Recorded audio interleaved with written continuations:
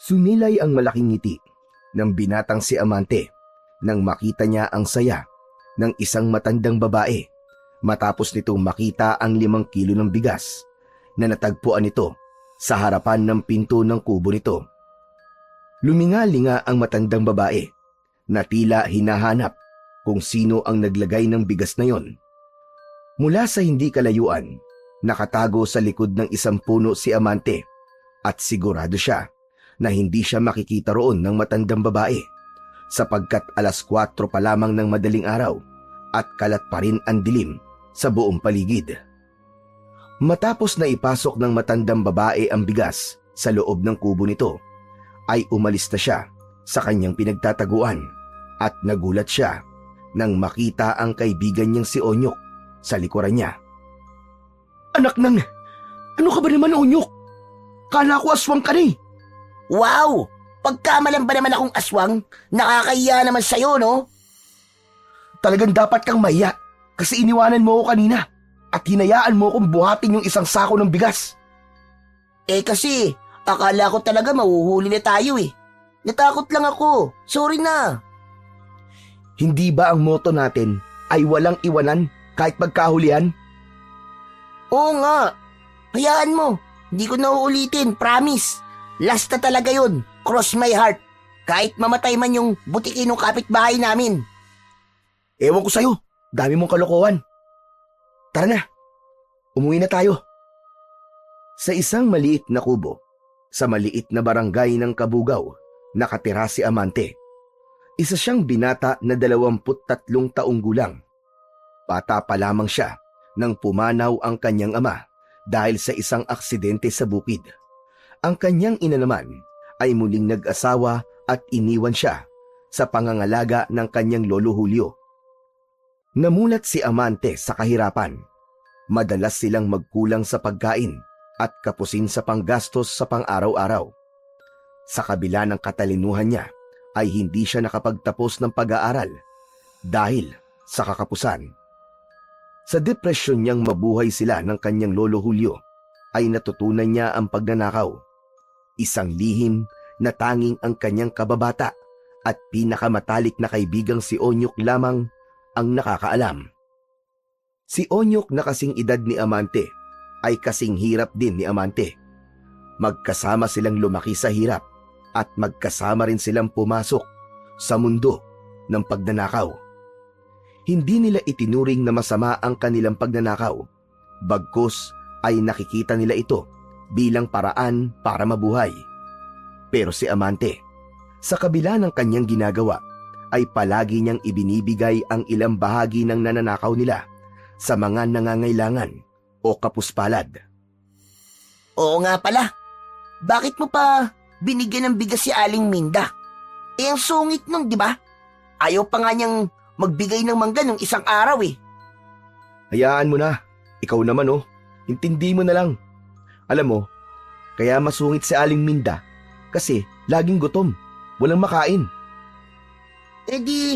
Dapat nga na maging mabait siya para may tumulong sa kanya. Alam mo, Onyok, naiintindihan ko siya kung bakit ayaw niyang mabigay ng bunga ng puno ng mangga niya. Kasi minsan, yun ang kinakain nila. Ikaw kaya ang palaging gutom kung hindi maging mainit palagi ang ulo mo. Kung sa bagay, pero grabe ka talaga, Amante. Nalilito na siguro si Lord kung sa langit o sa impyerno ka dadalhin kapag namatay ka. Biruin mo, nagnanakaw ka nga, pero tumutulong ka pa rin sa mga nangangailangan. Ganun talaga, para balanse lang. Kumbaga, yung pagtulong ko sa kagaya nating mahihirap ay pambawi ko sa mga pagnanakaw na ginagawa natin. Hindi na nagsalita pa si Onyok at patuloy lang sila sa paglalakad. Maya-maya pa ay narating na nila ang kubo ni na Onyok. O paano, par? Dito na ako Mag-iingat ka palagi. Salamat. Sige na, pumasok ka na sa inyo. Ngumiti si Amante habang pinapanood ang kaibigang pumasok sa loob ng kubo. Nang makasigurong ligtas na si Onyok, nagpatuloy na siya sa paglalakad. Ngunit naisip niya na bago siya umuwi ay dumaan muna siya sa maliit na simbahan sa lugar nila. Bahagya ng sumisikat ang araw nang makarating si Amante sa simbahan. Sarado pa ang pinto ng simbahan, kaya tumayo na lamang siya sa harapan nun. Nag-antanda siya at pinagsalikop ang mga kamay. Diyos ko, patawad po sa lahat ng nagagawa kong kasalanan.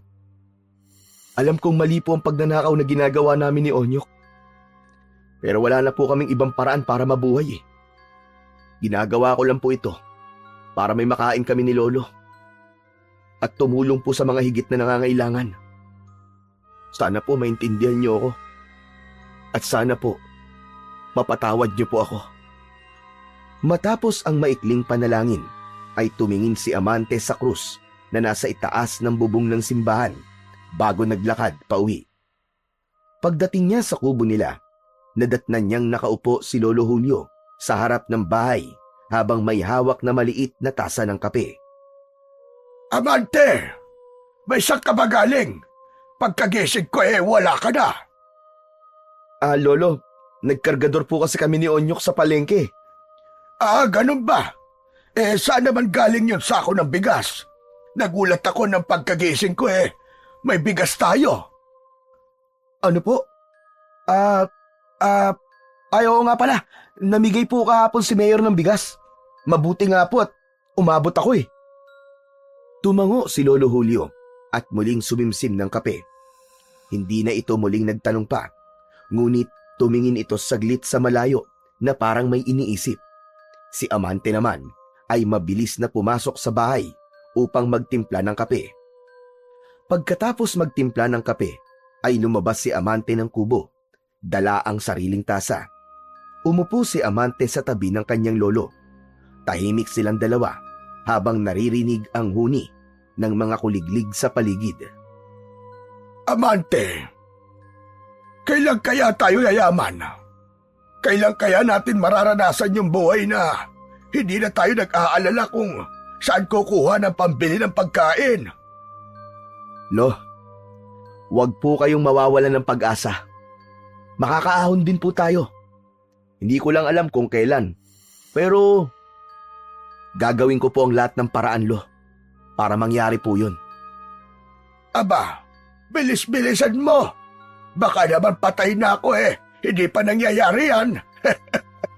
Amante, matanda na ako. At parang hindi ko na yata aabutan ang ginhawang sinasabi mo. Lo, hindi yan mangyayari. Hindi po ako papayag. Pinapangako ko po sa inyo. Makakatikim kayo ng masarap na buhay bago po kayo mawala. Tsaka Lo, matagal pa yun. Huwag niyo pong pinag-iisip yun. Lumingon si Lolo Julio kay Amante. May lungkot sa mga mata nito. Sana nga, Amante. Sana nga. Pero tandaan mo, ang importante ay lumaban ka ng patas sa buhay. Wala sa yaman ang tunay na tagumpay, kundi sa kung paano mo ito nakuha. Basta malinis ang mga kamay mo, sigurado kong maaabot mo rin anuman ang pangarap mo. Opo, Lolo. Tatandaan ko po ang sinabi niyo. At ito pa, wag na wag mong kakalimutan ang palagi kong sinasabi sa iyo. Di bali nang magutom tayo, basta't wag na wag tayong magnanakaw o manlalamang ng kapwa. Ang masamang gawa, kahit na sa tingin mo para sa mabuting dahilan, ay nananatili pa ring masama. Naputol ang usapan nila nang masamid si Amante sa iniinom niyang kape. Halos mabilaukan siya, kaya mabilis siyang yumuko at pinigil ang pag-ubo. O Amante, may ayos ka lang ba? Opo, ayos lang po ako. Napaso po ako sa kape. Ngunit sa loob-loob ni Amante, alam niyang hindi yun ang totoo. Takot kasi siyang malaman ng kanyang lolo ang kanyang lihim. Alam niyang magagalit ito ng gusto at baka hindi na siya kausapin ito kapag nalaman ng kanyang lolo na nagnanakaw siya. Napatingin si Amante kay Lolo Julio habang nakatingin sa malayo. Sa pagkakataon na yun, ay may bigat siyang naramdaman sa kanyang dibdib. Sinabi niya sa kanyang sarili na kapag naging magaan na ang buhay nila, ay titigil na siya sa ginagawa niyang pagnanakaw. Matapos uminom ng kape at mahabang pakikipag-usap kay Lolo Julio, ay pumasok na si Amante sa kanilang kubo upang makapagpahinga. Sa sobrang aga niyang nagising kanina, naramdaman niya ang bigat ng kanyang mga mata, kaya agad siyang nahiga sa banig. Hindi nagtagal ay nilamon siya ng antok at unti-unting nakatulog. Ngunit ilang sandali pa lang siyang nakapikit nang bigla siyang nagising sa malakas na sigaw mula sa labas. Amante! Amante! Huy! Amante! Agad na nawala ang antok ni Amante. Nakaramdam siya ng inis at napamura siya ng mahina bago bumangon at lumabas ng kubo. Nakita niya ang kanyang kaibigan ni si Onyok na nakatayo sa labas ng kanilang bahay. Pambihira ka, oo. Ang tagal mo naman lumabas. Ano bang ginagawa mo? Anong ginagawa ko? Aba, syempre natutulog, malamang. Umagang-umaga tulog ka? Matutulog din ang grasya niyan sa'yo. Ano bang ginagawa mo rito? Tara, may gagawin tayo. Ano ang gagawin natin? Basta, sumama ka na lang sa akin. Masaya to, par. Napailing si Amante, pero alam na niya kagad ang ibig sabihin ni Onyok. Walang ibang ibig sabihin si Onyok kundi meron silang nanakawin o nanakawan. Napabuntong hininga siya at walang nagawa kundi sumama sa kaibigan. Naglakad sila patungo sa kabilang barangay. Pagdating nila sa kanilang destinasyon, itinuro ni Onyok ang isang jeep na puno ng mga basket ng mangga na nakaparada sa gilid ng kalsada. Nakikita mo ba yon, par? Yun ang nanakawin natin ngayon. Ano? Mga mangga? Anak ng 7 kalabaw, oo. Ginising mo ako ng ganito kaaga para lang sa mga mangga? Eh kasi, naglili ang nanay ko eh. Kagabi pa siya naghanap ng mangga. Wala naman kaming pambili tapos ayaw pa mamigay ni Aling Minda. Sige na, par. Tulungan mo naman ako. Napabuntong hininga si Amante. Hindi na siya sumagot at tumango na lamang. Wala na siyang magagawa kundi ang pumayag dahil nandun na sila. Nag-abang sila ng tamang pagkakataon habang ang lalaking nagbababa ng mga basket ng mangga mula sa jeep ay abala sa ginagawa nito. Nang tumalikod ang lalaki upang dalhin ang ilang basket na naibaba na sa nakaabang na tricycle, ay mabilis na kinuha ni na Amante at Onyok ang isang basket ng mangga.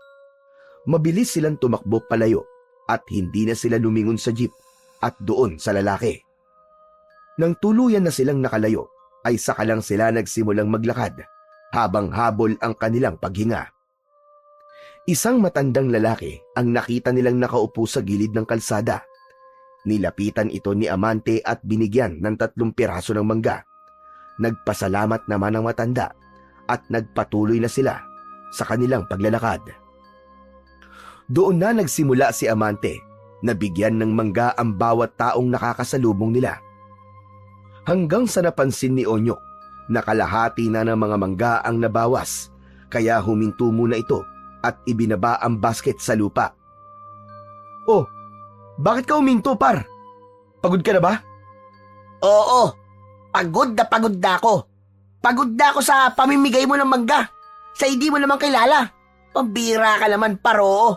Tama na. Baka wala nang matira sa atin yan eh. Onyok, hindi naman natin mauubos lahat yan eh. Ang dami-dami niyan, no?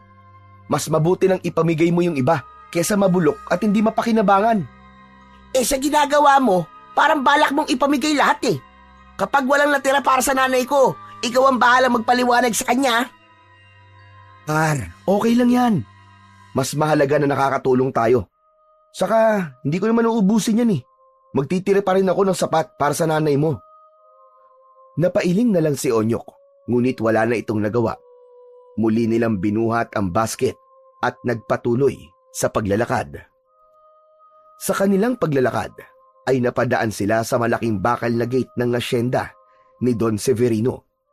Ang gate na yon ay mistulang simbolo ng kapangyarihan at kayamanan ng taong nakatira doon. Sa kabila ng gate, tanaw nila ang malawak na lupain ng asyenda, ang mga taniman, mga naglalakihang puno, at ang magarang mansyon na nakatayo sa gitna. Kilala si Don Severino sa lugar nila dahil ito ang pinakamayamang tao roon. Napahinto sina Amante at Onyok sa paglalakad. Sabay nilang tinignan ang harapan ng asyenda. Grabe, par! Ang yaman naman talaga ni Don Severino, no? Kahit sa panaginip, di ko maaabot ang level niya sa pagiging mayaman eh. Wala, dumi lang ako ng kuko. Pero alam mo, si Don Severino ang patunay na kahit masama ang ugali mo, bibigyan ka pa rin ng maraming biyaya ng buhay.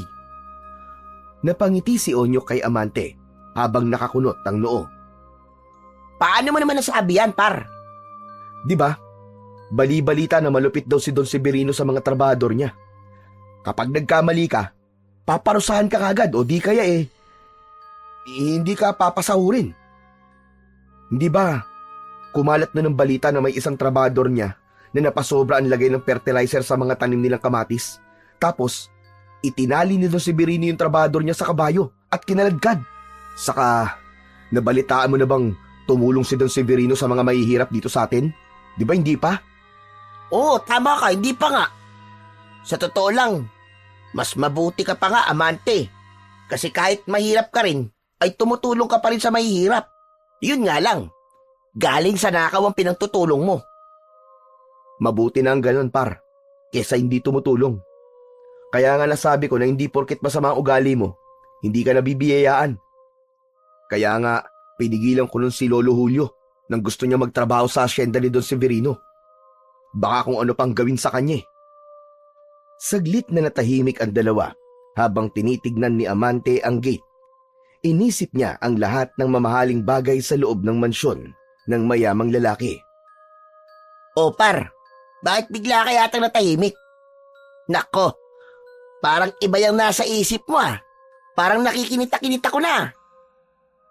Wala, sira ulo. Tara na, umuwi na tayo para mapakain mo na tong mangga sa nanay mo naglilihi. Bago sila magpatuloy sa paglalakad, ay sinulyapan muna ni Amante ang mansyon ni Don Severino. Isang ideya ang biglang nabuo sa kanyang isipan, ngunit hindi muna niya yon ipinaalam kay Onyok. Ang gusto niya, kapag sigurado na siya, ay sa kanya yon sasabihin sa kanyang kaibigan. Sa mga sumunod na araw, hindi nawala sa isipan ni Amante ang hasyenda ni Don Severino, ang malawak na lupain at ang mga bagay na maaari nilang manakaw doon. Sa bawat oras na may pagkakataon, pasimple siyang nagpupunta sa paligid ng hasyenda upang pag-aralan at alamin ang mga posibleng daan na pwede niyang pasukan sa bawat pagpunta niya ron. Unti-unting nabuo ang plano sa kanyang isipan. Isang araw, natuklasan ni Amante ang isang makipot na daan sa loob ng gubat na patungo sa likurang bahagi ng asyenda. Sa kanyang pagsusuri, naisip niyang yun ang pinakamadaling daan papasok sa loob na malayo sa mga mata ng mga bantay at trabahador. Isang umaga, nagtungo si Amante sa bahay ni Onyok at nagtungo sila sa dulong bahagi ng kanilang barangay kung saan walang kabahayan at maraming puno. Ang lugar na yon ang naging tambayan nila tuwing kailangan nilang mag-usap sa mga susunod nilang plano. Ano palang gagawin natin dito, par? Ikaw naman, para kang bago ng bago eh. Bago pa ba sa'yo kapag nandito tayo? Onyok, may naisip ako magandang plano. Anong plano? Makinig ka mabuti. Pagnanakawan natin ang asyenda ni Don Severino. Napakunot ang noon ni Onyok at natigilan sa kanyang narinig. Maya-maya pa ay mariin itong umiling. Ano? Ano ka ba naman, par? Napakadelikado niyang iniisip mo. Pagdakawan na natin ang lahat, pero wag lang si Don Severino. Alam mo na kung gaano siya kasama, di ba? Tapos siya pa ang naisip mo nakawan, pambihira ka naman talaga, oo. Baka mamaya mahuli pa tayo nun eh. Onyok, kailan ba tayo nahuli? Sabihin mo nga, kailan? Ilang beses na tayong gumagawa ng ganito at hindi pa tayo nahuhuli kahit kailan. Pero hindi mo ba naisip? Si Don Severino yun. Si Don Severino. kilala siya sa pagiging malupit sa mga trabahador niya. Alam kong ginagawa ko, Onyok. Pinag-aralan ko ng paligid ng asyenda. May nakita akong daan sa gubat na hindi binabantayan. Pwede tayo makapasok doon nang hindi tayo napapansin. Amante, hindi talaga ako sigurado sa gusto mong gawin natin eh. Onyok, pakinggan mo muna kasi ako. Hindi kita ipapahamak. Ilang beses ko nang sinubukan at sigurado akong kaya nating gawin to. Isipin mo na lang, Onyok. Kapag nakuha natin ang mga mahalagang bagay doon sa asyenda, pwede tayong mamigay sa mga tao dito. Pwede natin tulungan ng mga walang makain. Bukod pa ron, magkakaroon din tayo ng para sa atin. Malay mo, may makita pa tayo ng bagay na kagaya ng ginto na pwede magpayaman sa atin habang buhay. Sandaling natigilan si Onyok. Baka sa mukha nito ang kaba. Umasa si Amante na mapapapayag niya ang kanyang kaibigan dahil alam niya sa sarili na hindi niya yun kayang gawin kung hindi niya kasama si Onyok. Sigurado ka ba, par? Hindi ba't ikaw rin na nagsabi na masama ang ugali ni Don Severino? Eh kung mahuli tayo? Hindi nga tayo mahuhuli.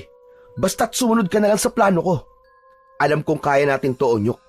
Isipin mo na lang ang magiging ginhawa natin pagkatapos nito. Anak ng... Sige na nga, pero sana tama ka. Ayoko talaga mapahamak, par. Ngumiti si Amante at tinapik ang balikat ni Onyok. Akong bahala, par. Kakayanin natin to.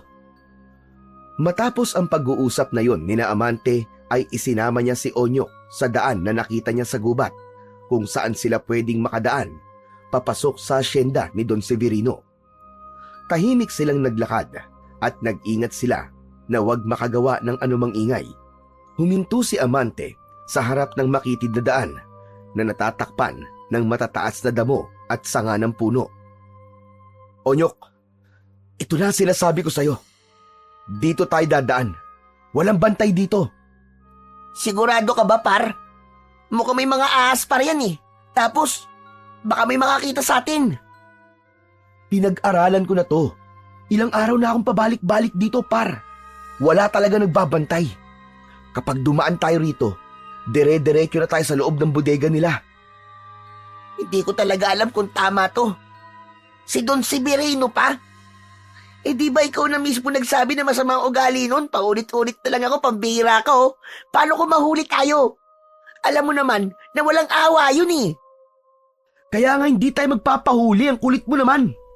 Huwag ka nang kabahan. Tiba-tiba tayo rito, panigurado. Maniwala ka sa akin.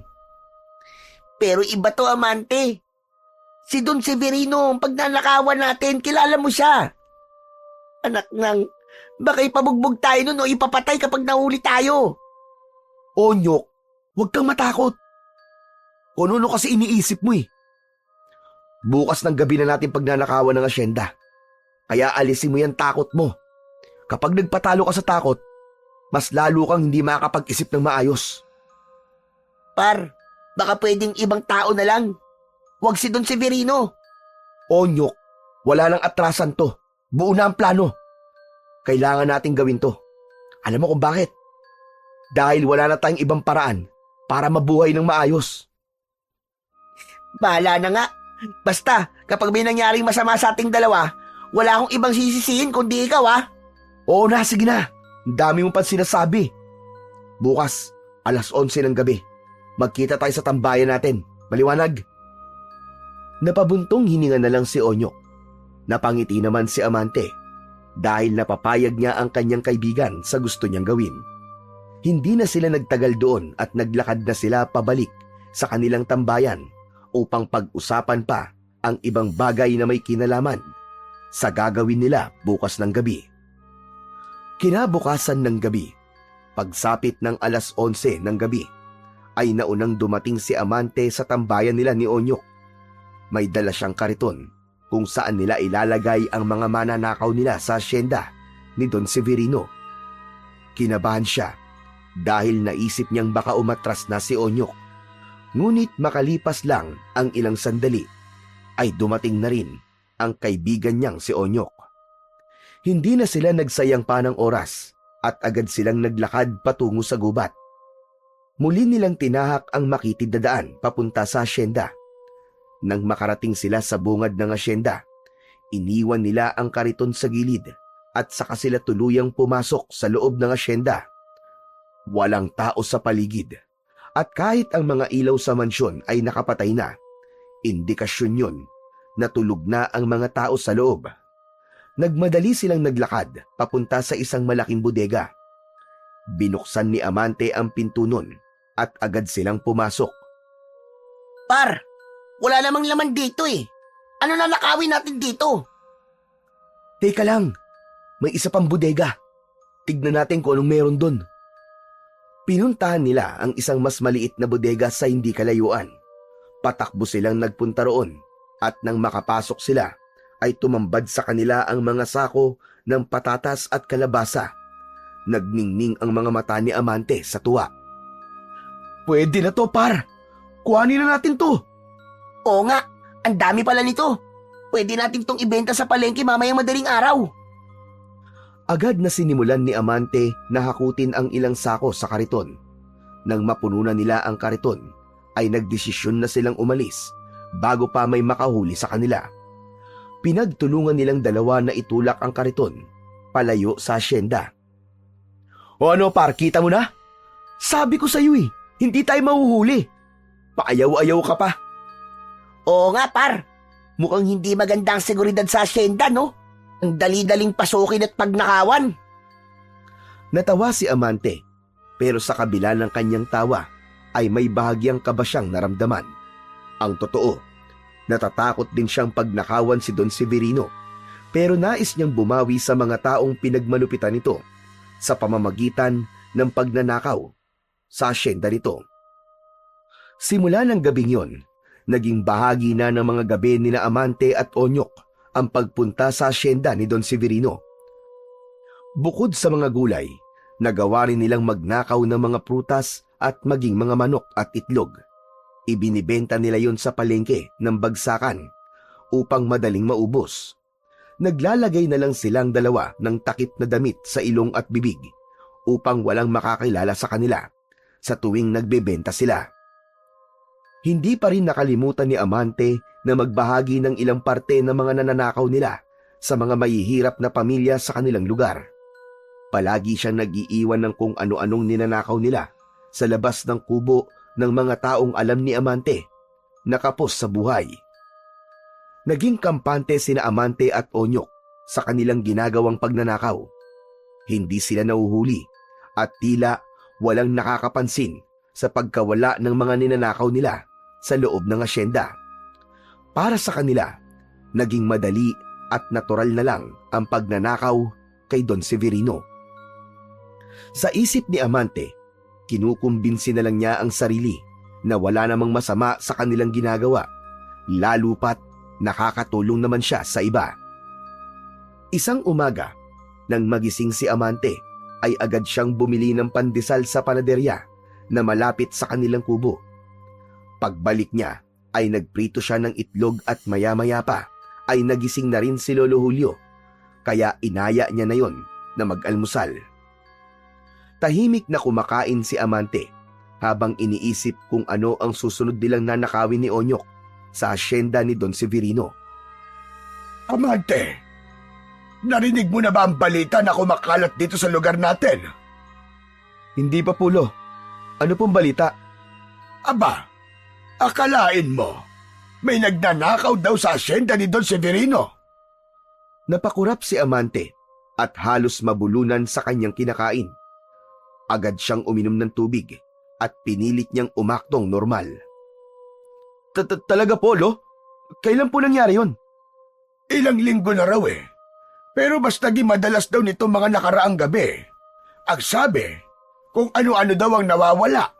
Mga gulay, prutas, manok, abay pati raw ang itlog, ninanakaw din. Grabe na talaga mga magnanakaw ngayon. Wala nang pinapatawad. Kahit ano ay nanakawin. Hindi agad nakapagsalita si Amante. Hindi niya naitago ang kaba na kanyang naramdaman. Dumaloy ang malamig na pawis sa noo niya. Sabi pa, kinausap na raw ni Don Severino ang kapitan natin. May pabuyang ibibigay sa sino mang makakapagturo o makakahuli sa mga magnanakaw. 10,000 piso daw ang pabuya. Sigurado ko na marami ang magiging masigasig para mahuli ang mga magnanakaw na yon.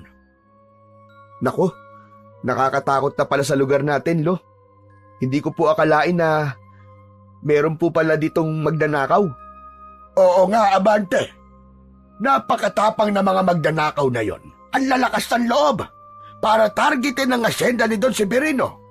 Alam mo namang, kilala siya sa pagiging malupit, hindi ba? Wala siyang pinapalampas.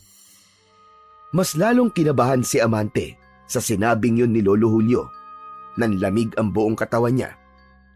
Nang tumingin siya sa kanyang lolo, ay nakakunot ang noo nito habang may pagtataka sa muka. Ayos ka lang ba, Amante? Abay, bakit parang namumutla ka? Ha? Ano po? Wala po, Lolo. Medyo napaisip lang po ako sa mga sinabi niyo. Dapat po pala mag-ingat tayo at baka tayo naman po ang pasukin ng mga lokong magnanakaw na yon. Ano naman ang mananakaw nila dito sa kubo natin? Yung mga inuuling na kaldero natin? Pabihira. Pero tama ka pa rin.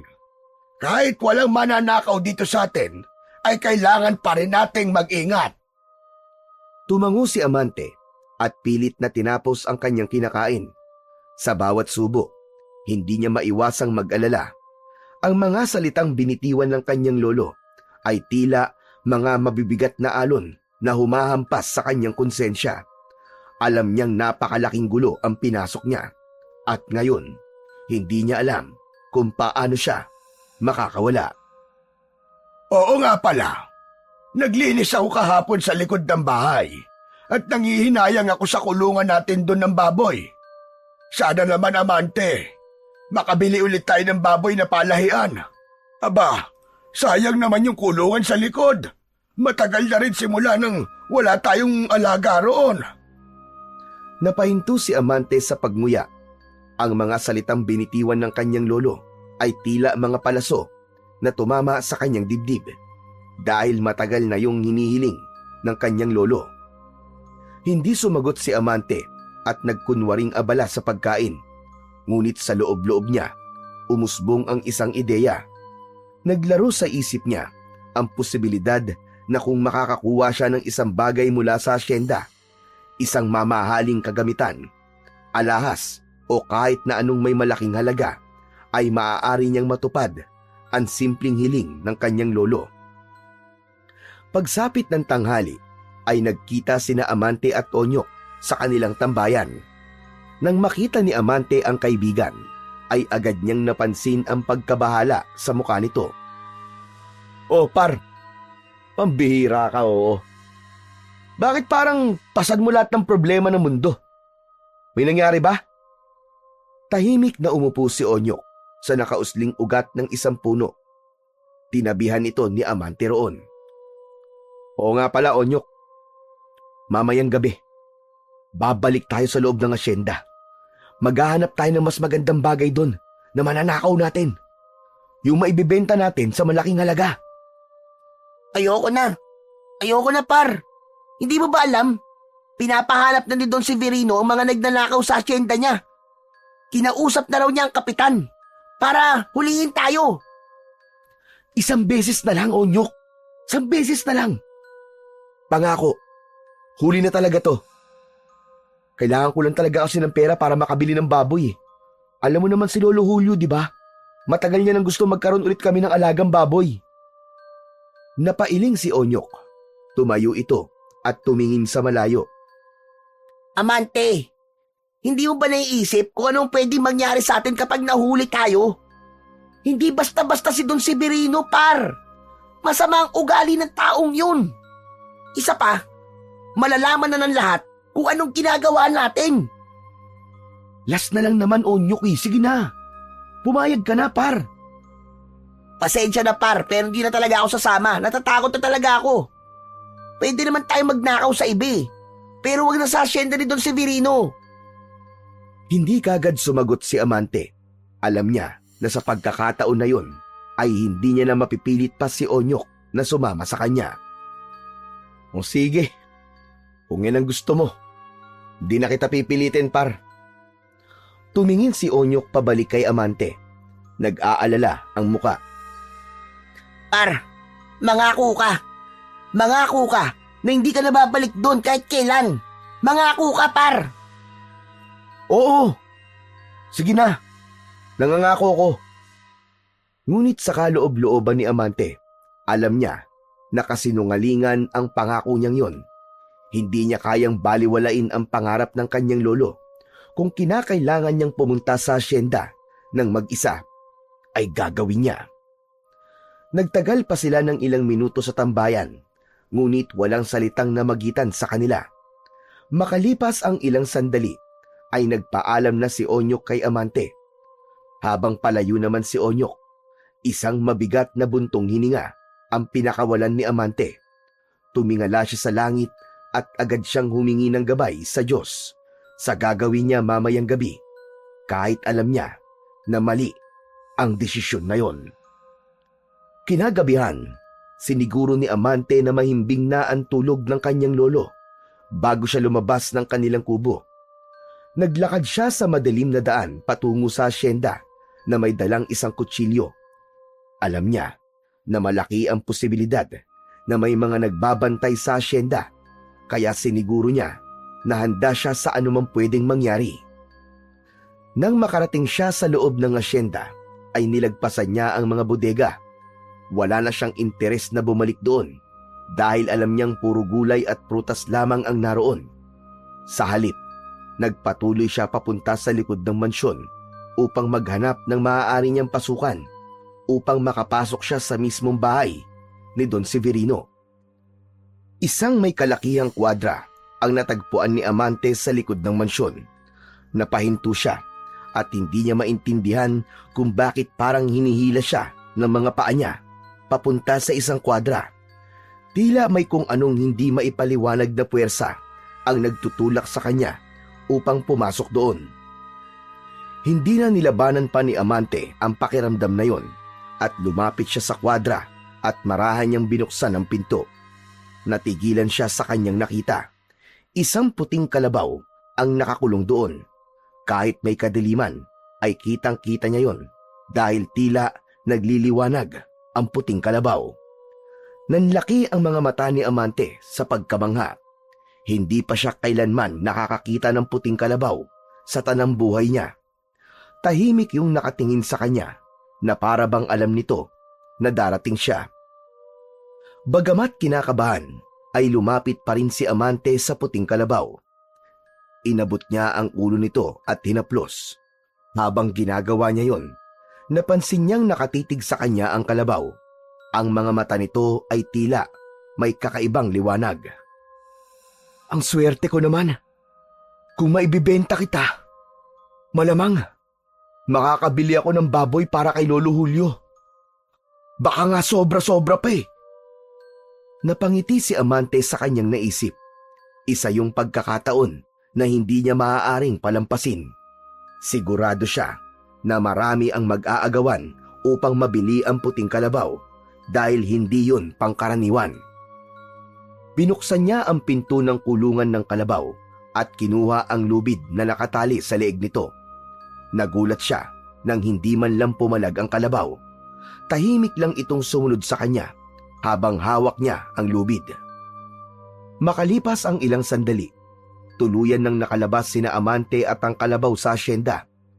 Masayang-masaya siya sapagkat napakaamo ng kalabaw at nakasunod lang ito sa kanya. Nang nakarating na si Amante sa gubat, ay sandali siyang huminto dahil nais niyang makita ng mabuti ang puting kalabaw. Humarap siya rito at manghang-mangha pa rin siya sa kulay nito. Ang swerte ko talaga! Magkano kaya kapag naibenta kita? Biglang nanigas si Amante sa kinatatayuan niya nang makarinig siya ng isang malalim at mabagal na boses sa loob ng kanyang utak. Huwag mo kong ipagbenta, Amante. Napalunok si Amante at mabilis na luminga sa paligid. Inakala niya na merong tao sa paligid, ngunit wala siyang nakita. Sino yan? Sino yan? May tao ba dyan? Magsalita ka! Walang narinig si Amante, kundi ang huni ng mga kuliglig at ang marahang ihip ng hangin. Tumingin siya sa kalabaw at naisip niya na baka ang kalabaw ang nagsalita, ngunit agad niya yung inalis sa isip niya dahil napagtanto niya na imposible na magsalita ang isang hayop. Tama ang iniisip mo. Ako nga ang nagsasalita. Ano? Ikaw? Ikaw ba talaga nagsasalita? Oo, Amante. Ako nga. Ako si Puti. Parang nabingi si Amante sa kanyang narinig. Pinagpawisan siya ng malamig at hinawakan niya ang kanyang ulo. Tinapik-tapik niya ang kanyang pisngi at inisip niya na baka nananaginip lamang siya. Alam ko na mahirap paniwalaan, ngunit ang boses na naririnig mo ay sa akin, Amante. Dahil ikaw na ngayon ang nagmamay-ari sa akin. Hindi. Imposible to. Hayop ka lang eh. Hindi ka pwede magsalita. Hindi pwede yun. Wala kang dapat ikatakot sa akin, Amante. Hindi kita sasaktan. Sa katunayan, nagpapasalamat pa ako sa iyo. Bakit mo naman kailangan magpasalamat sa akin? Dahil ninakaw mo ko mula kay Don Severino. Napalunok si Amante at nag-isip siya kung tatakbo na ba siya o lalapitan ulit ang kalabaw. Ngunit sa halip na tumakbo, nanatili siyang nakatayo at tinitigan ang puting kalabaw. Pero, paano mo nagagawa to? Paano ka nakakapagsalita? Tanging ang nagmamay-ari lamang sa akin ang makakarinig ng boses ko. Dahil ninakaw mo ko, ikaw na ngayon ang itinuturing kong may-ari sa akin, Amante.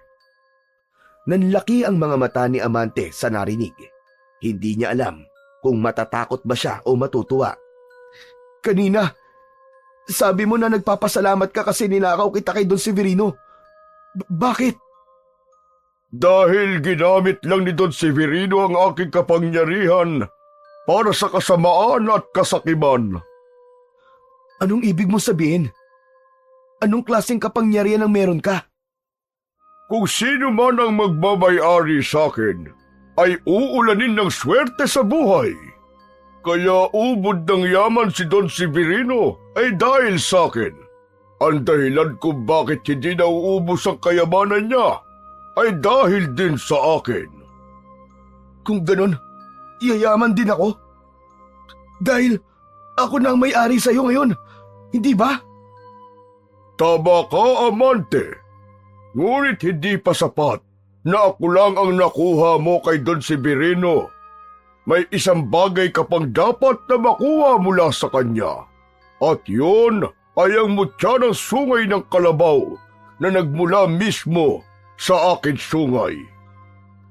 Bahagyang nanlaki ang mga mata ni Amante sa kanyang narinig. Tumingin siya sa kaliwang sungay ni Puti at dun niya napansin ang putol na dulo nito. Hindi niya napansin yun kanina dahil abala siya sa pag-iisip kung paano niya maibibenta ang puting kalabaw. Hindi ko alam kung ano ang mutya ng sungay ng kalabaw na sinasabi mo. Isa yung maliit na piraso mula sa aking sungay. Hawak yun ngayon ni Don Severino at yun ang susi upang ganap na magkabisa ang aking kapangyarihan. Kung sino man ang magmamay-ari sa akin, dapat siya rin ang may hawak ng mutya upang umulan ng swerte sa kanyang buhay. Napansin ni Amante na biglang bumilis ang tibok ng kanyang puso. Parang may nabubuong ideya sa kanyang isipan. Naisip niya na baka si Putina at ang mutya ang sagot upang makaahon sila sa kahirapan ng kanyang lolo Julio. Kaya mabilis na nagdesisyon si Amante. Alam mo ba kung nasaan ang mutya, Puti? Sigurado ako na nasa kwarto yun ni Don Severino sa loob ng mansyon. Napakagatlabi si Amante. Alam niyang delikado ang gagawin niya, ngunit ang pangakong yaman at swerte ay masyadong nakakaakit upang basta na lang niyang isantabi yun. Hanggang sa isang malalim na paghinga ang kanyang pinakawalan. Puti, iiwan muna kita rito sandali ah. Babalikan kita kagad. Kukunin ko lang yung mutya na sinasabi mo. Matapos yun, ay bumalik si Amante patungo sa asyenda. Dumaan siya sa masukal na bahagi ng gubat upang makaiwas sa mga bantay. Ngunit habang papalapit siya sa likuran ng mansyon, ay nakita niya ang ilang lalaking may dalang mga flashlight na naglalakad sa paligid. Agad siyang nagkubli sa tambak ng dayami malapit sa bodega. Hinintay niyang mawala ang mga yon bago siya muling kumilos. Mabilis na lumabas si Amante mula sa tambak ng dayami. Huminga siya ng malalim at muling tumakbo patungo sa likod ng mansyon. Sa dilim, napansin niya ang isang lumang hagdan na nakasandal sa pader. Agad niya yung binuhat at itinapat sa isang bintana sa ikalawang palapag ng mansyon. Habang inaakyat ang hagdan, ay patuloy na nakikiramdam sa paligid si Amante.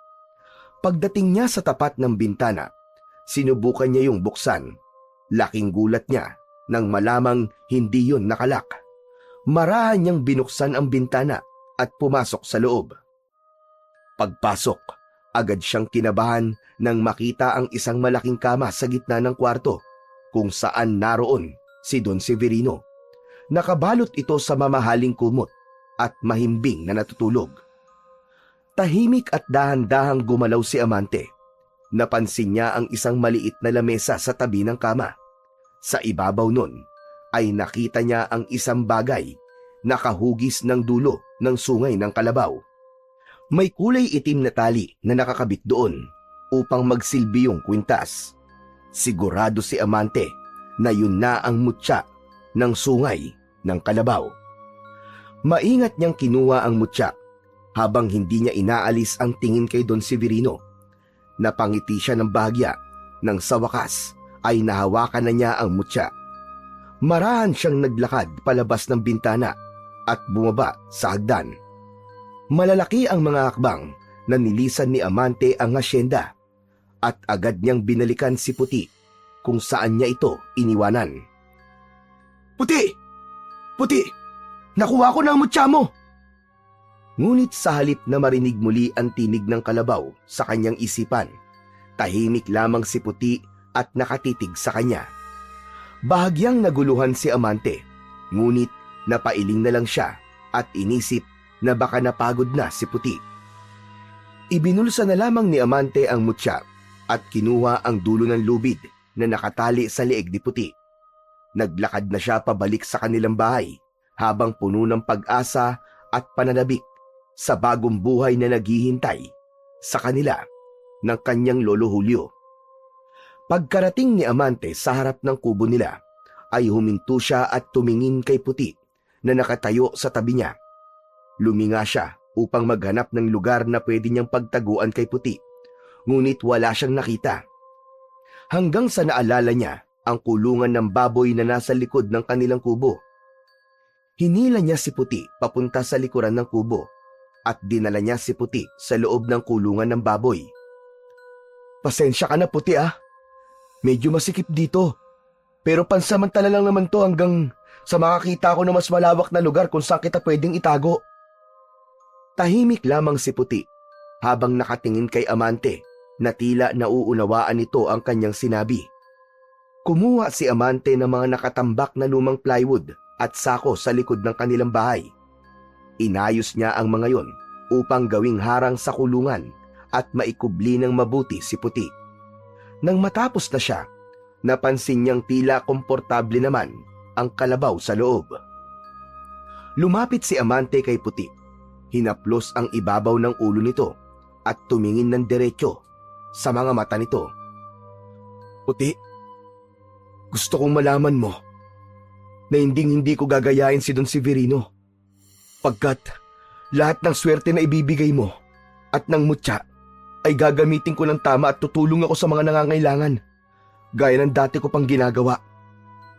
Matipid na ngumiti si Amante bago niya iniwan si Puti sa kulungan ng baboy. Sa tanambuhay niya, noon lang siya nagkaroon ng malaking pag-asa na sa wakas ay malapit nang matapos ang kanilang paghihirap dahil sa isang kakaibang kalabaw.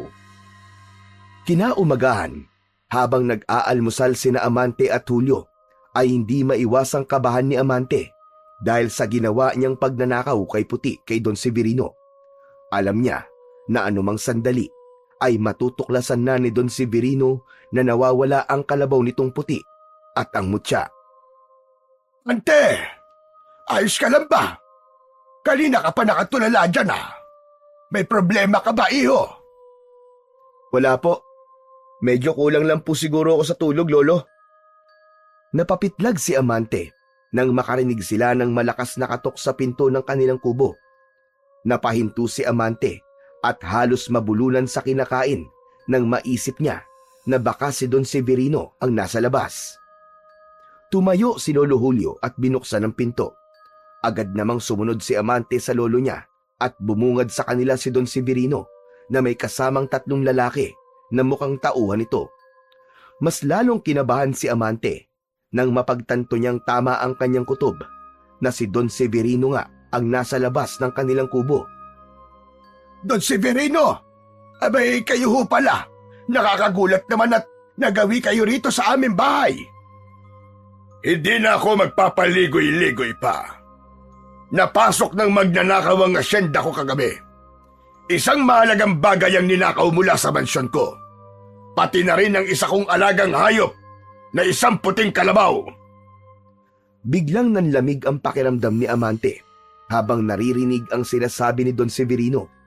Hindi niya magawang tumingin ng diretso sa mayamang lalaki. Puting kalabaw baka mo? Abay, wala akong nakikitang puting kalabaw dito sa lugar natin, Don Severino.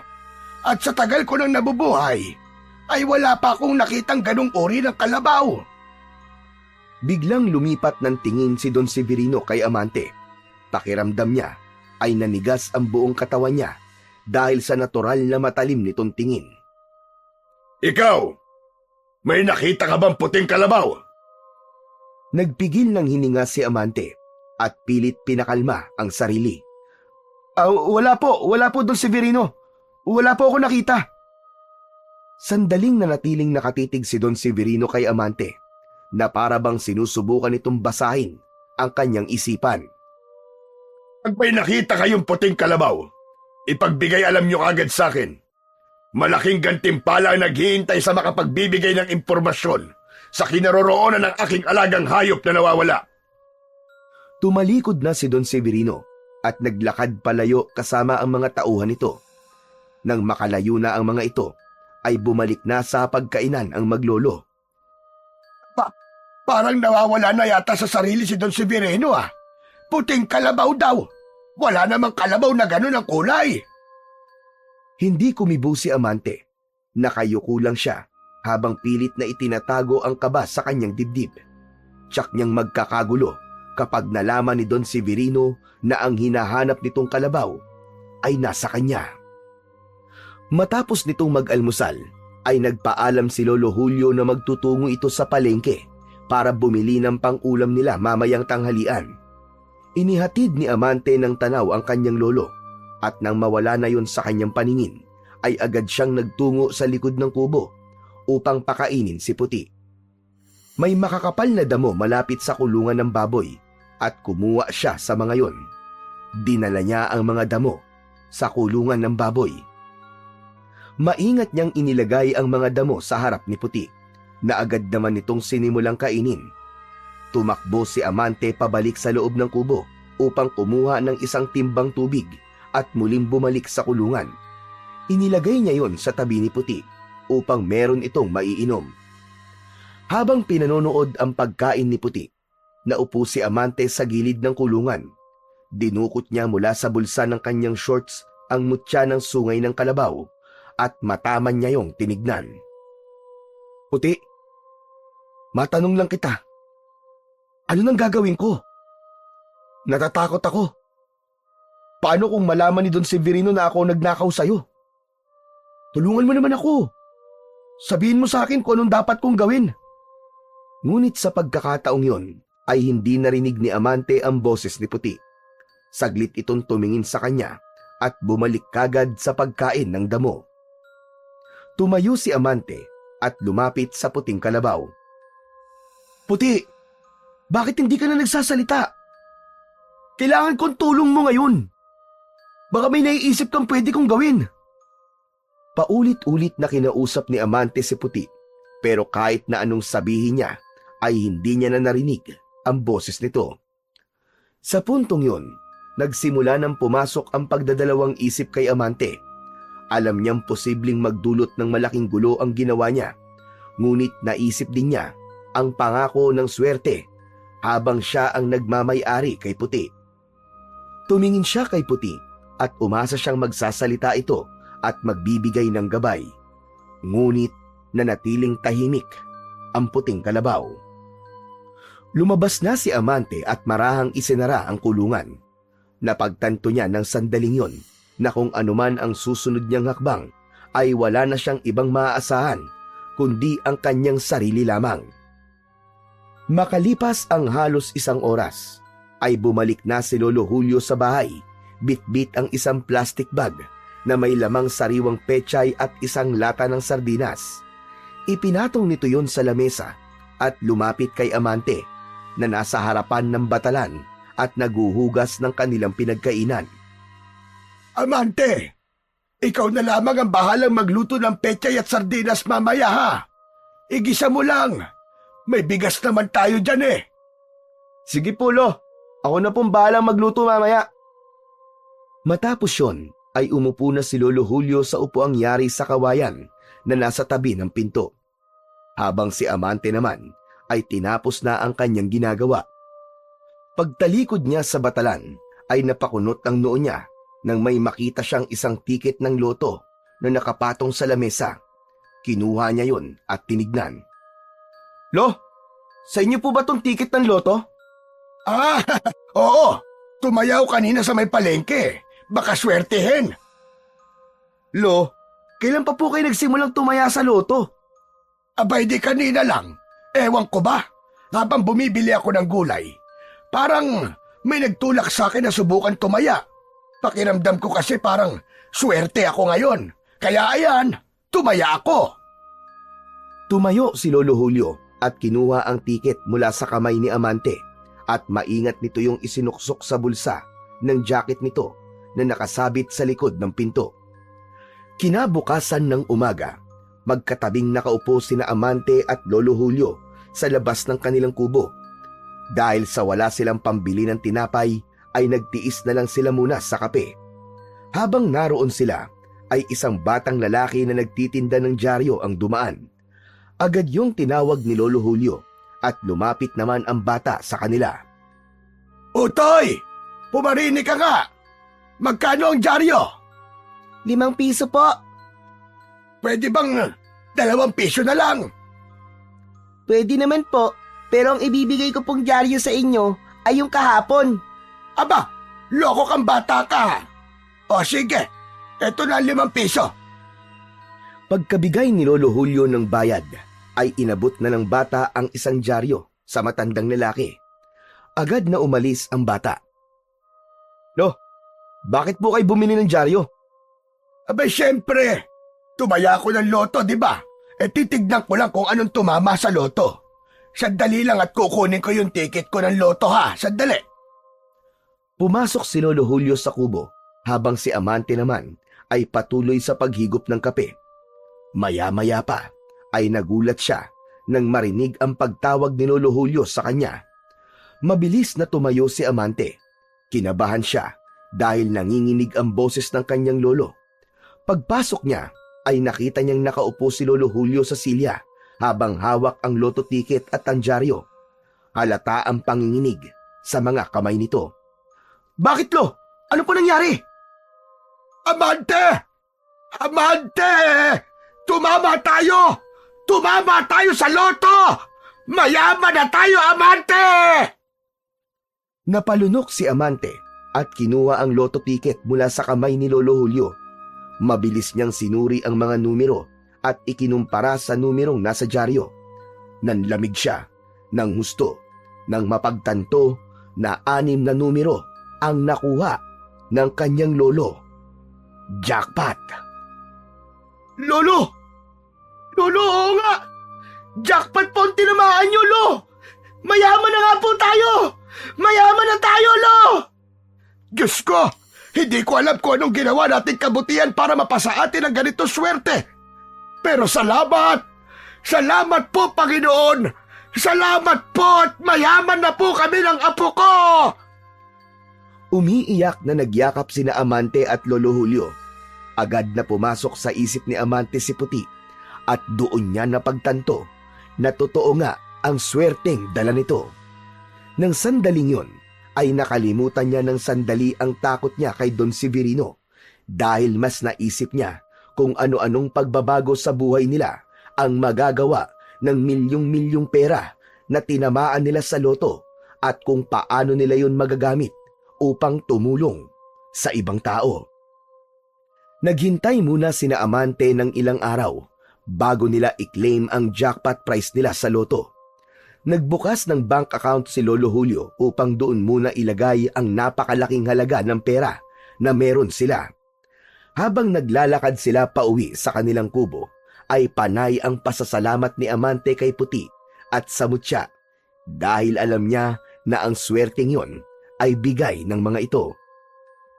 Amante, ngayon ko lang naranasan ng ganitong pakiramdam. Para akong nasa alapaap. Para lang akong nananaginip. Sampalin mo nga ako. Baka ako'y magising. Lo, hindi ko na po kayo kailangan sampalin. Totoo po ito, Lo. Pero ngayon, Lo, naisip ko po, kailangan nating tong ingatan at gamitin po sa tama. Tama ka dyan, Amante. Pero hindi lang natin itatabi ito para sa sarili natin.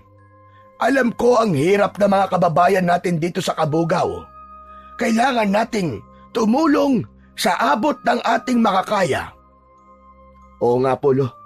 Pwede natin tulungan ng mga magsasaka. Baka pwede rin po tayo magpatayo ng maliit na negosyo para magkaroon po ng trabaho ang mga taga rito. Magandang ideya yan, Amante. Gusto ko rin magbigay ng tulong sa simbahan para naman lahat ng biyayang natanggap natin ay maibahagi din natin sa iba.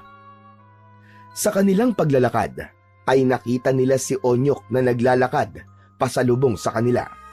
Agad na napansin ni Amante ang kaba at lungkot sa mukha ni Onyok, kaya hindi na siya nagdalawang isip na kausapin ito. Par, okay ka lang ba? Parang ang laki-laki ng problema mo ah. Par, may pagtitipon kasi kanina sa plaza. Nandun si Kapitan at si Don Severino. Oh, ano naman ang sinabi nila sa pagtitipon?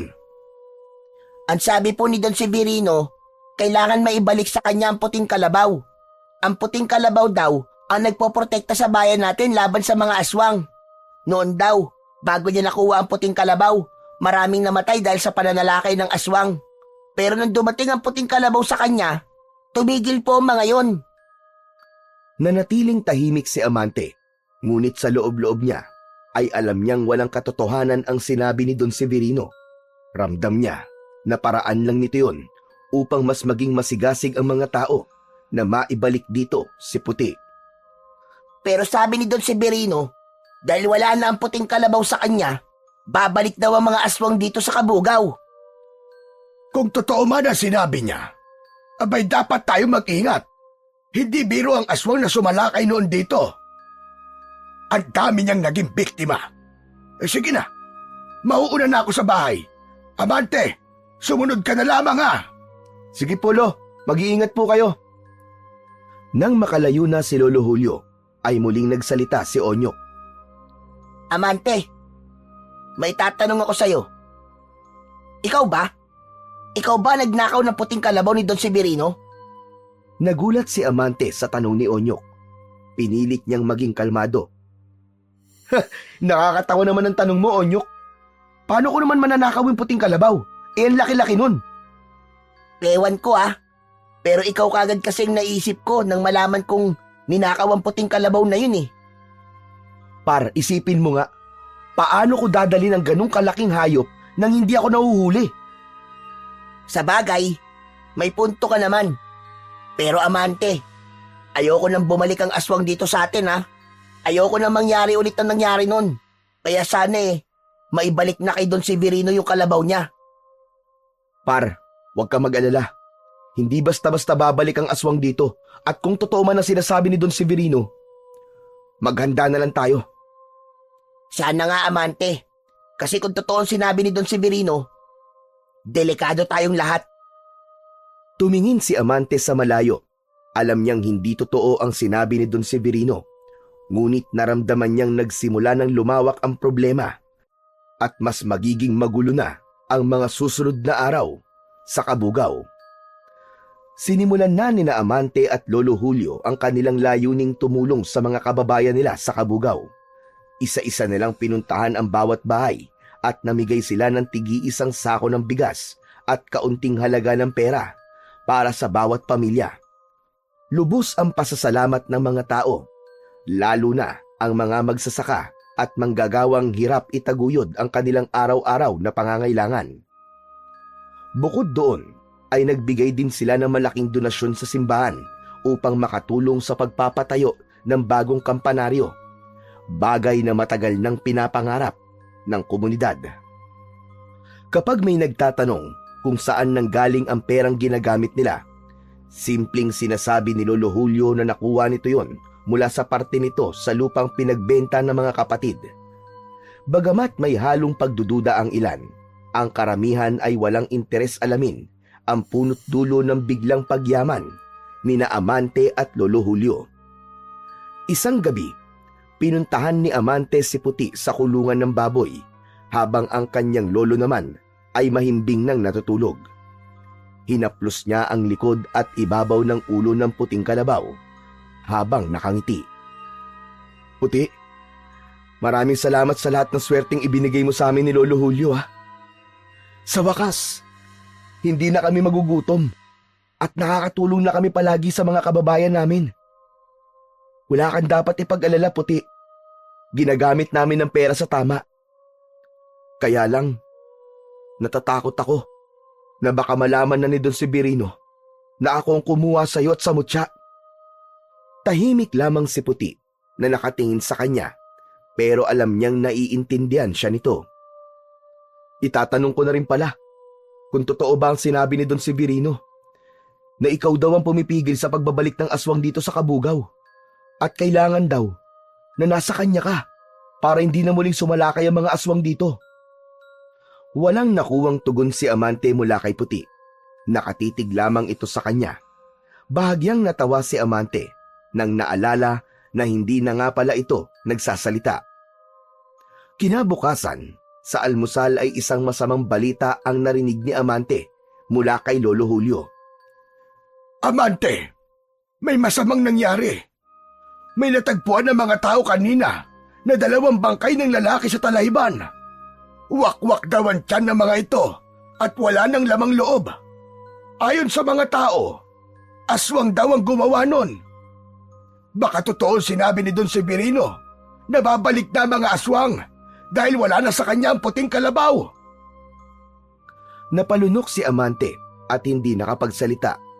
Biglang bumigat ang kaba sa kanyang dibdib. Sa pagkakataon na yon, ay naisip niyang baka meron talagang katotohanan ang sinabi ni Don Severino.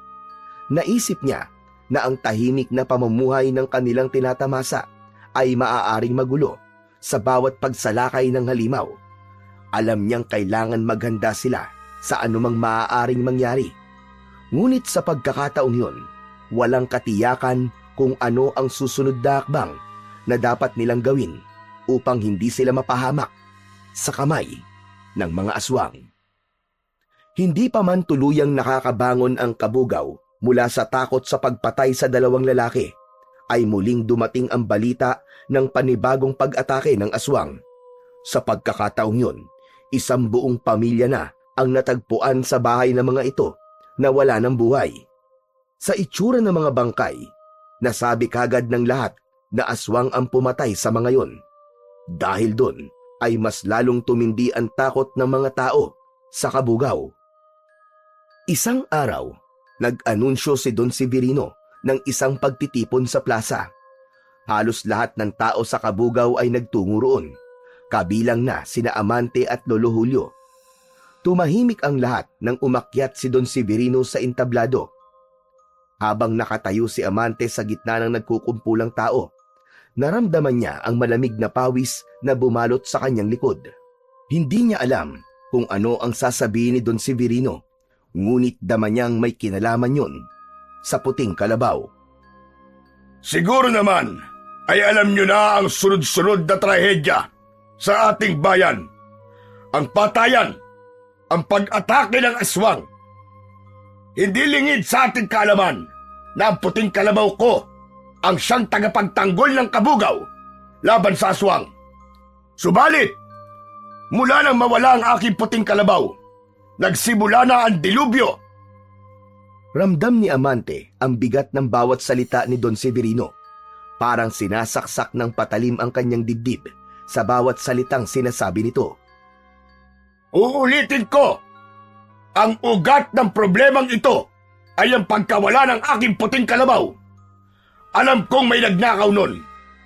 At hanggang hindi na ibabalik sa akin ang aking kalabaw, magpapatuloy ang pagkamatay ng mga tao dito dahil sa aswang. Nagkatinginan ang mga tao. Nagkaroon ng bulong-bulungan sa gitna ng plaza. Ang ilan ay nagtanong kung sino ba ang maaaring gumawa nun. Si Amante naman ay hindi mapakali. Halos hindi na siya makahinga. Kaya't nagdesisyon ako, mga kasama. Ang sino mang makapagbibigay ng impormasyon sa kinaroroonan ng puting kalabaw o makapagpabalik dito sa akin ay tatanggap ng 1,000,000 piso. Huminto ang mundo ni Amante nang marinig yun. Ang mga tao sa paligid niya ay nagkagulo na at halatang interesado sa inaalok na pabuya. Ang ilan ay nag-usap-usap at mas lalo pang bumigat ang pakiramdam ni Amante sa sumunod na sinabi ni Don Severino. Ang kung sino man ang may kagagawan ng pagnanakaw sa aking puting kalabaw, siya ang may pinakamalaking kasalanan sa mga nangyayari ngayon. Siya ang dapat sisihin sa lahat ng kamatayan na nangyayari dito sa buong Kabugaw. Nanginginig ang mga kamay ni Amante habang maigpit niyang hinahawakan ang braso ni Lolo Julio. Pakiramdam niya, siya ang pinatatamaan ni Don Severino. Hindi niya alam kung paano itatago ang takot sa kanyang muka. Tara na, Lolo. Umuwi na po tayo. Sandali lang, Amante. Baka may iba pang sasabihin si Don Severino. Wala na po tayong dapat marinig. Tara na, Lo. Hindi na hinintay ni Amante ang sagot ni Lolo Julio. Mahigpit niyang hinila ang braso ng kanyang lolo at mabilis silang umalis mula sa plaza. Habang naglalakad sila pabalik sa kanilang bahay, hindi mapigilan ni Amante ang kaba. Pakiramdam niya, sinusundan siya ng mga tingin ng mga tao na parang alam na ng mga ito na siya ang nagnakaw sa puting kalabaw. Pagdating ni na Amante at Lolo Julio sa kanilang bahay, ay pareha silang tahimik. Umupo si Lolo Julio sa bangko at napabuntong hininga. Lolo, mukhang galit na galit po si Don Severino kanina. Aba, sino ba naman ang hindi magagalit, Apo, kung nawalan ka ng alaga na mahalaga pala rito sa Kabugaw? Pero Amante, sa palagay mo ba, totoo yung sinasabi niya na ang kalabaw ang pumipigil sa aswang? Ewan ko po, Lo. Hindi ko pa rin po alam eh. Inilot ni Lolo Julio ang kanyang sintido at napakunot ang noo nito. Amante, bumili ka nga saglit ng gamot sa sakit ng ulo. Abe, biglang sumakit ang ulo ko sa lahat ng nangyari. Kumuha si Amante ng pera sa mesa at mabilis na lumabas. Habang naglalakad papunta sa tindahan, ramdam pa rin niya ang kaba mula sa mga binitiwang salita ni Don Severino. Matagal niyang pinilit iwaksi sa isip ang takot, ngunit pabalik-balik yun sa tuwing naaalala niya ang pabuya na sinabi ni Don Severino. Sigurado siya na marami ang mag-uunahan para mahanap ang puting kalabaw. Matapos niyang makabili ng gamot, ay agad siyang bumalik sa kanilang bahay. Nagtaka siya dahil pagpasok niya ay wala sa loob si Lolo Julio. Tinawag niya ito ngunit walang sumagot. Lumabas siya ng bahay upang hanapin ito.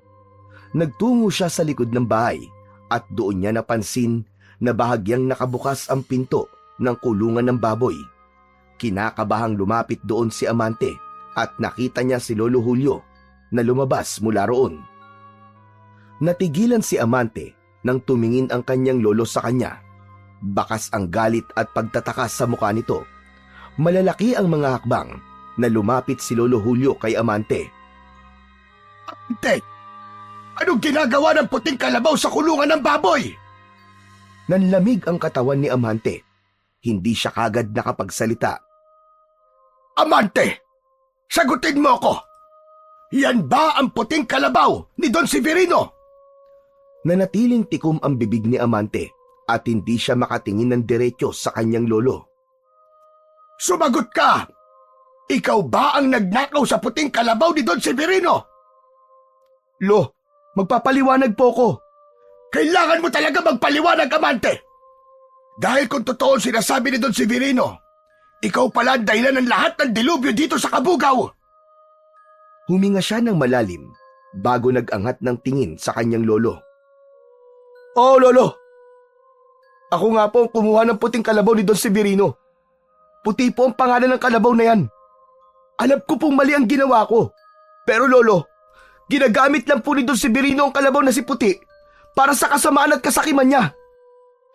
May kapangyarihan po si Puti at ang mutya mula sa sungay niya na magbigay ng swerte sa kung sino man ang magmamayari sa kanila. Yung po ang dahilan, lolo. Kung bakit po tayo nanalo sa loto. Kung totoo man ang sinasabi mo, Amante, mas lalo tayong may responsibilidad na ibalik ang kalabaw kay Don Severino. Hindi ko kayang makita na namamatay ang mga tao dito sa Kabugaw dahil lang sa swerte na natatanggap natin. Lolo, iniisip ko rin po yun.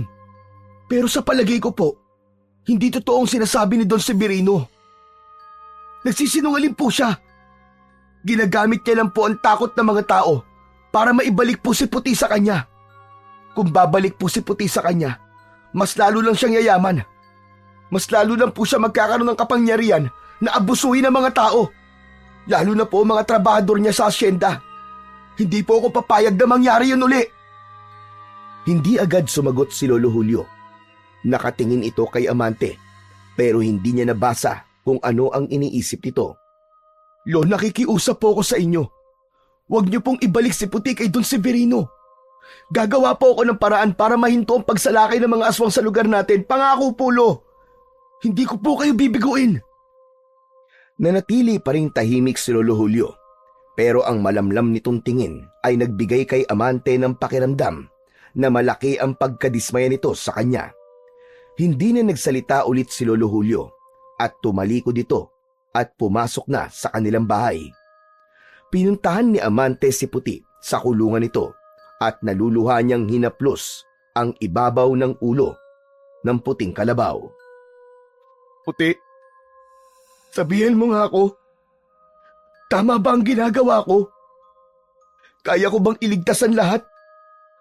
Tahimik lang si Puti, pero sa pakiramdam ni Amante ay sinasabi ni Puti na tama lang na huwag niya itong ibalik kay Don Severino. Sa kabila ng mabigat na sitwasyon, hinanda ni Amante ang sarili sa darating na mga araw. Alam niyang mahirap ang magiging laban, pero kailangan niyang panindigan ang kanyang mga desisyon.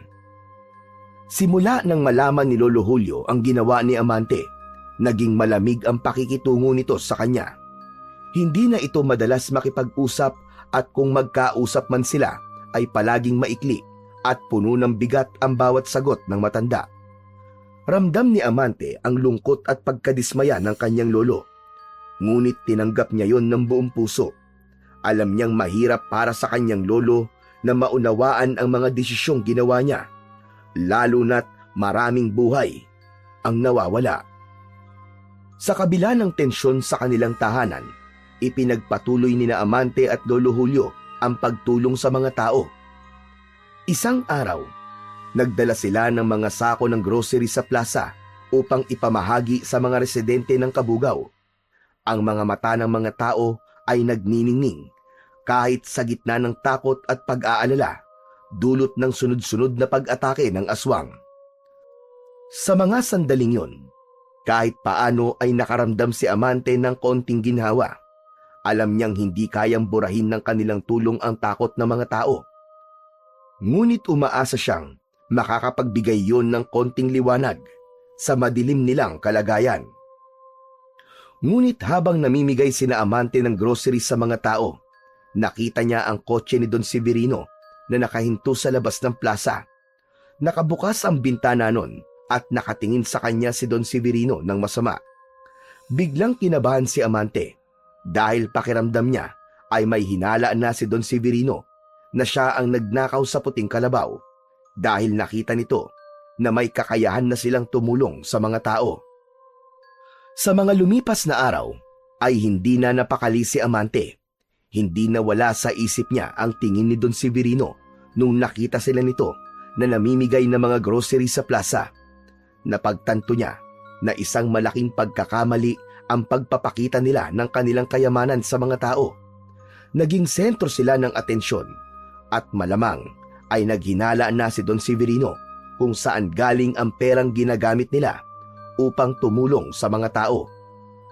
Kinabukasan, habang abala sina Amante at Lolo Julio sa pag-ayos sa mga natirang grocery, ay nagulat sila nang humahangos na dumating si Onyok. Bakas sa mukha nito ang takot. "O Onyok, ano nangyayari sa'yo? Para ka nakakita ng aswang ah." Amante! Amante! Papunta rito si Don Severino, kasama ang mga tauhan niya. Abay, bakit? Anong kailangan nila rito? Narinig ko po na alam na raw po ni Don Severino na si Amante ang nagnakaw sa puting kalabaw niya.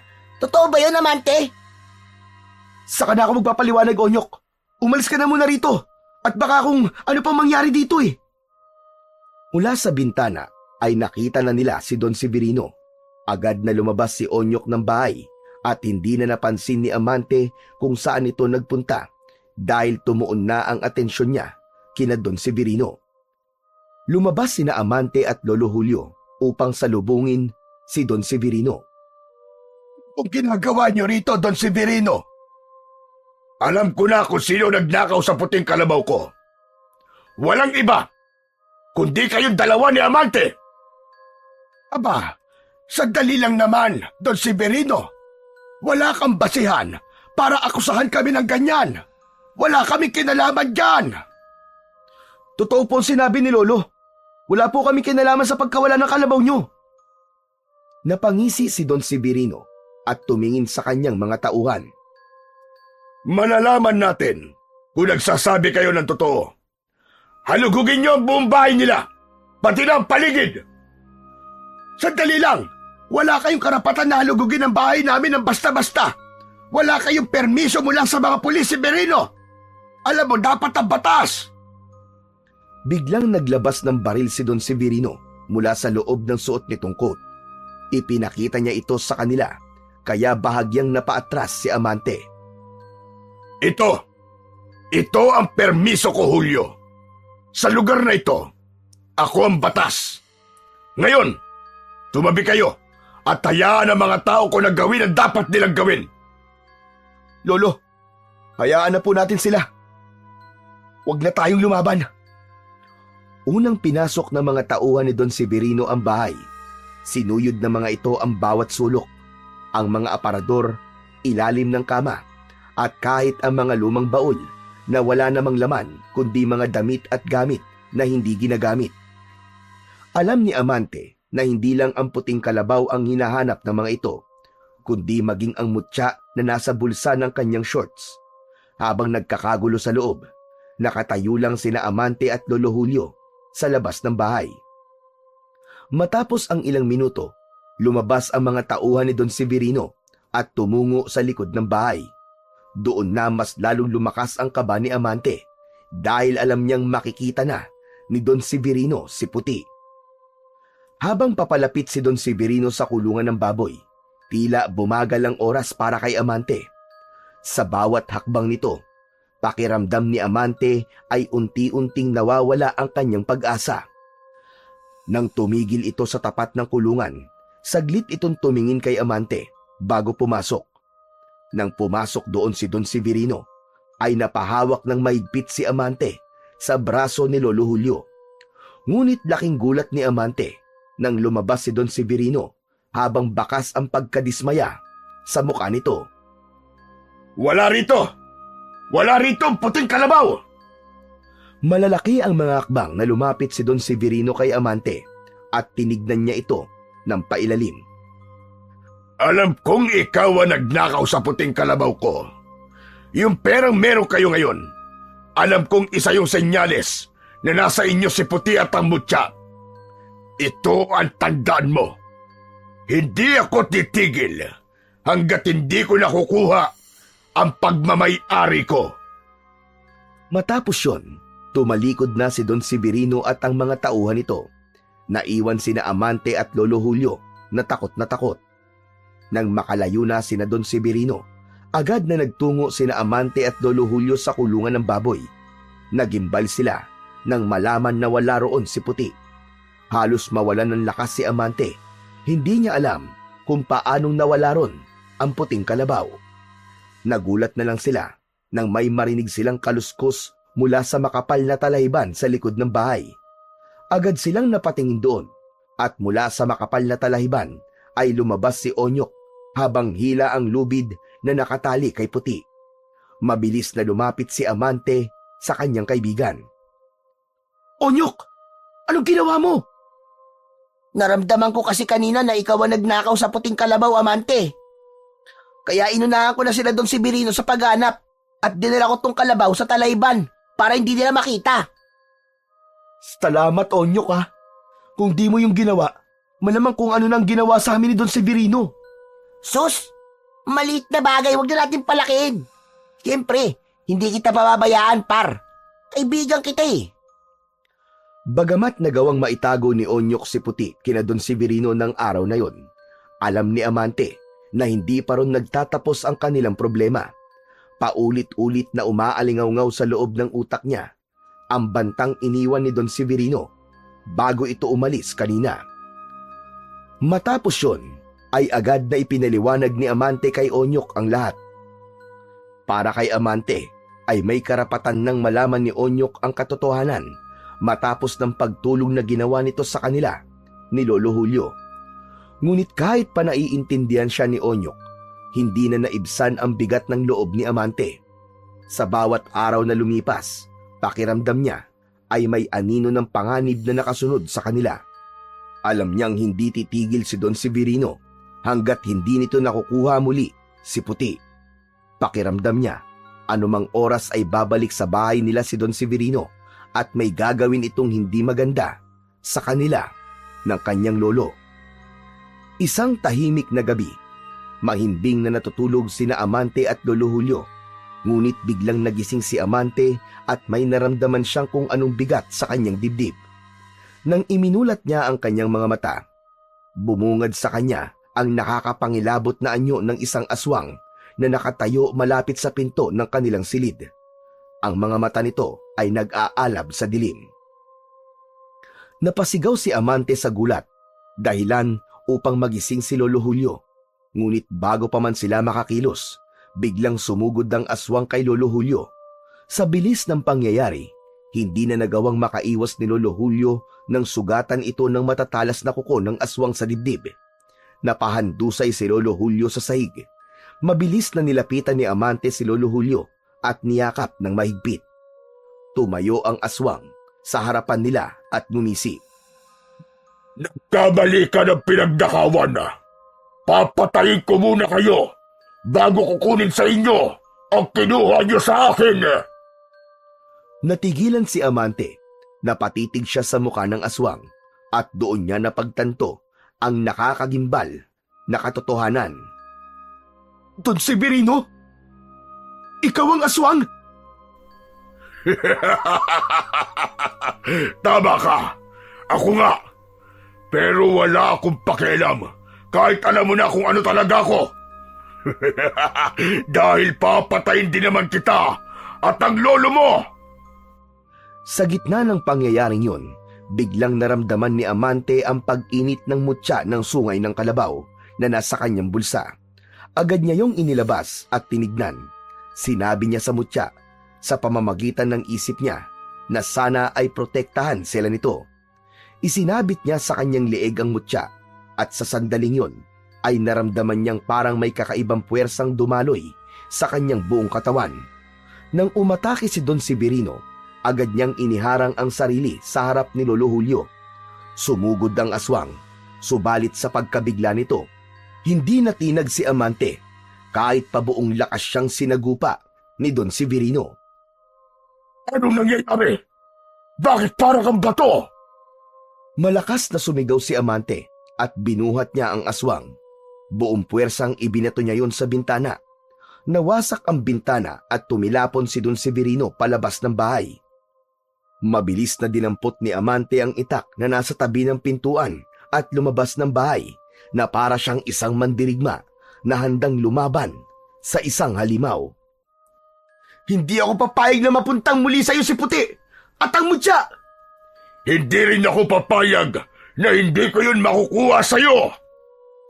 Muling sumugod ang aswang. Mabilis ang galaw nito, subalit mas mabilis si Amante. Sa unang pag-atake ni Don Severino, iniwasan ito ni Amante at malakas niyang sinuntok sa tagiliran ang aswang. Dahilan upang mapasigaw ito sa sakit. Gamit ang itak, mabilis na umatake si Amante. Nagsalubong ang kanilang lakas, mga kuko laban sa talim ng itak. Sa gitna ng kanilang sagupaan ay unti-unting lumabas ang mga tao sa kani-kanilang mga bahay at takot na pinanood ng mga yon ang pakikipaglaban ni Amante sa aswang. Hanggang sa nakita ni Amante na bumaba ang depensa ng aswang, sinamantala niya yon at matagumpay niyang nagilitan sa leeg ang aswang. Napasigaw si Don Severino, kasabay ng pagbagsak nito sa lupa. Umagos ang masaganang dugo mula sa malalim at malaking hiwa nito sa leeg. Nang huminto na sa paggalaw ang aswang, ay doon lang nakahinga ng maluwag si Amante. Dahan-dahang lumapit ang mga tao sa katawan ng aswang na wala ng buhay. Karamihan sa kanila ay nag-aalangan at tila hindi makapaniwala sa kanilang nasasaksihan. Ang liwanag ng buwan ay tumama sa nakahandusay na katawan ng aswang. At unti-unting nagbago ang anyo nito. Ang balahibo at mahahabang kuko ay nawala at bumalik ito sa pagiging tao. Nagulat ang lahat nang makilala nila ang mukha ng nakahandusay na katawan.